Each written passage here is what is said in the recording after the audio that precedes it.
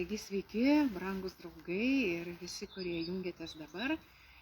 Šiandieną ryto kava yra iš Panevėžio, iš mūsų vienuolyno generalinių namų, ir kurio vidinėme kieme yra šis rūpintojėlis. Tai ir tokia susikaupimo toks kampelis, ir kur kartais irgi mes prisėdame ir susikaupti ir pasimelsti. Tai labai džiaugiuosi išties, kad turim nors vėsoką, bet pavasarišką rytą, tai būkite visi pasveikinti. Ir galbūt kai kurie gurkšnojat kavą skanę, aš ką tik išgėriau, tai ir kartu galime pradėti su Dievo žodžiu, kurį norėčiau šios dienos Evangeliją ir perskaityti. Iš Jono Evangelijos 16 skyriaus nuo 23 iki 28 eilutės. Ta diena jūs manęs nieko neklausinėsite.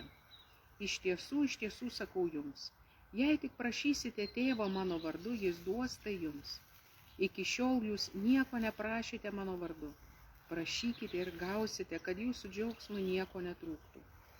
Aš jums vis kalbėjau palyginimais, bet ateis valanda, kada be palyginimų imsiu kalbėti. Ir atvirai apie tėvą jums skelbsiu. Ta diena jūs prašysite mano vardu, ir aš net nesakau, kad aš prašysiu tėvą už jūs. Juk patsai tėvas jūs myli, nes jūs mane pamilote ir įtikėjote, jog aš esu iš Dievo atėjęs. Išėjau iš tėvo ir atėjau į pasaulį. Vėl palieku pasaulį ir grįžtu pas tėvą.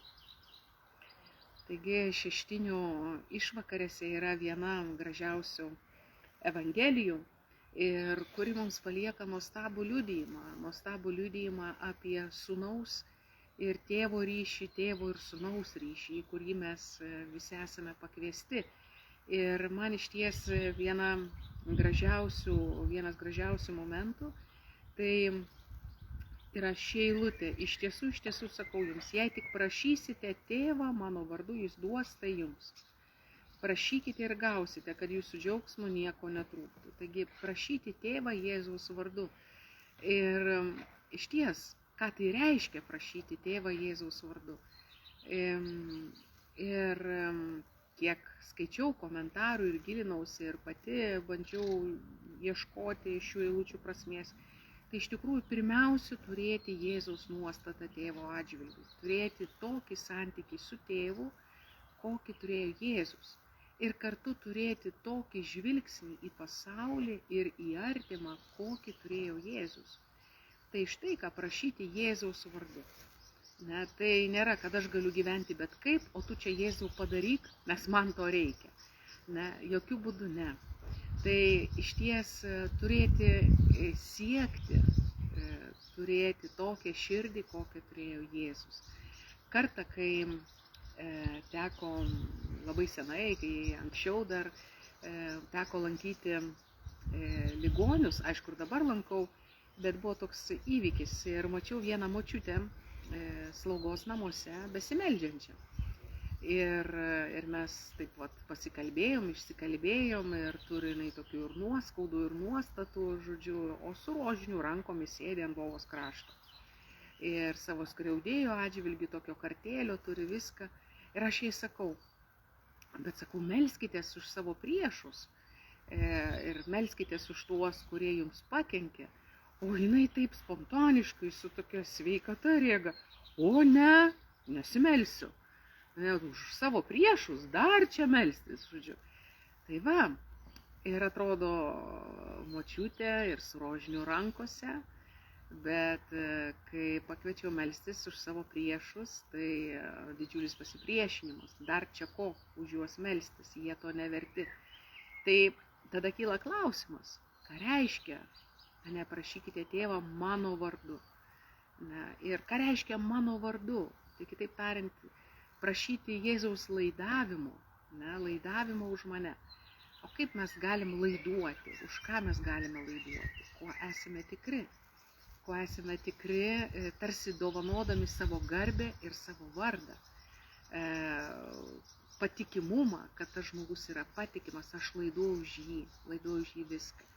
Tai Ir čia, kada Jėzus mums sako, prašykite tėvą mano vardu, kitaip tariant, aš už jūs laiduosiu. Bet aš už jūs laiduosiu, kai jūs eisite tuo keliu, turėti panašią širdį į mano širdį, tai yra Jėzaus širdį. Tai, o ką tai reiškia? Ir čia Jėzus duoda pats atsakymą.